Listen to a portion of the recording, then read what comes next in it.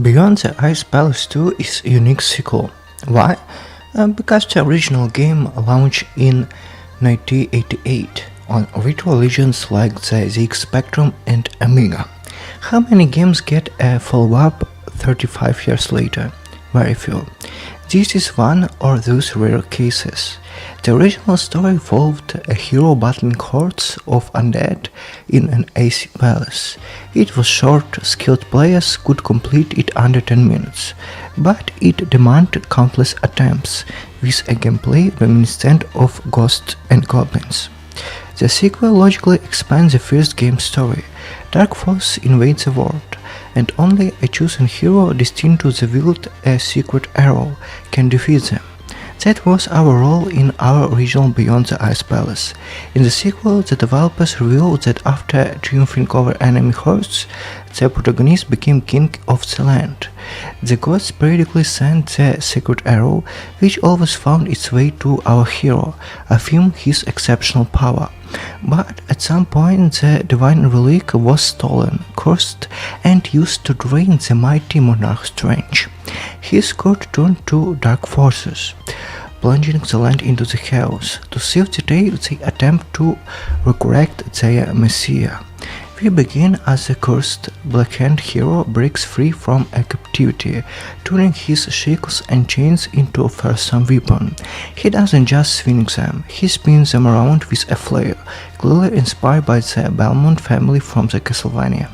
Beyond the Ice Palace 2 wears its influence, proudly borrowing combat mechanics and the grim atmosphere of the vampire hunting saga. The game world is harsh and terrifying. The prosperity of the king's era has given way to desolation and despair. Wounded and dead litter the landscape, while monsters and undead roam freely. Our hero chains and shackles are his only weapons. There is no other arsenal. As you progress, you will gain a few skills typical of Metroidvanias, a standard dash and double jump to navigate increasingly complex locations. At first, Beyond the Ice Palace 2 feels deceptively easy. Traps are scarce, enemies are sluggish, and you have to deliberately walk into attacks to die. But around the half mark, things shift dramatically. Enemies' number spikes, and they don't just show their teeth, they bite hard.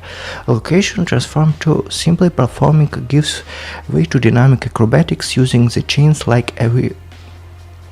The hero latches into the rings and ledges, swings and dodges projectiles at other deadly hazards.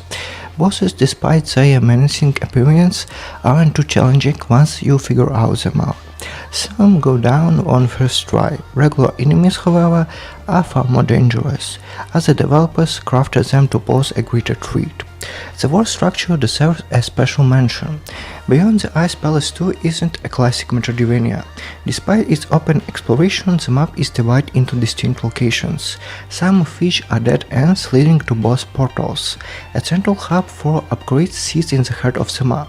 You progress linearly from point A to point B, much like Ghosts and Goblins, but occasionally backtracking is required, sometimes to story reasons, sometimes to uncover secrets hidden in the levels.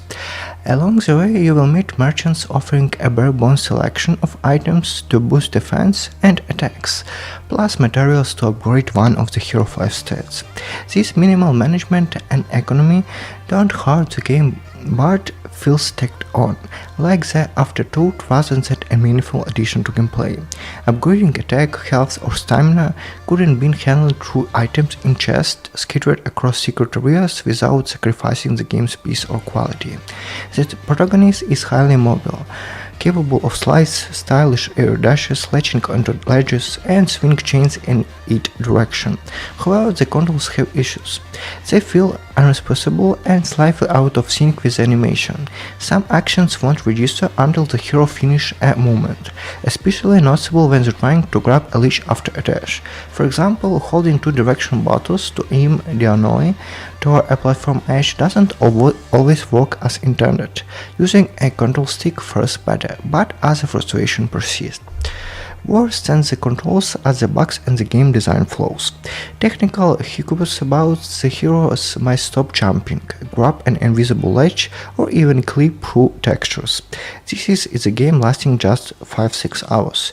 Design's issue emerge in the second half as levels grow taut. The hero's chain, meant to latch onto the nearest ring, has slightly larger interaction radius than its attack range.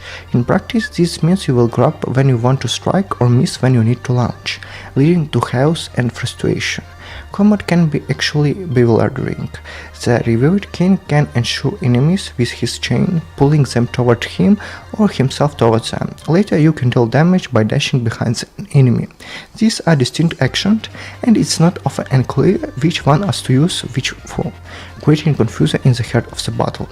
This issue results in a punishing difficulty that feel artificial, not due to the clever design but because of missteps of questionable execution. On the right side, the visuals are highlighted.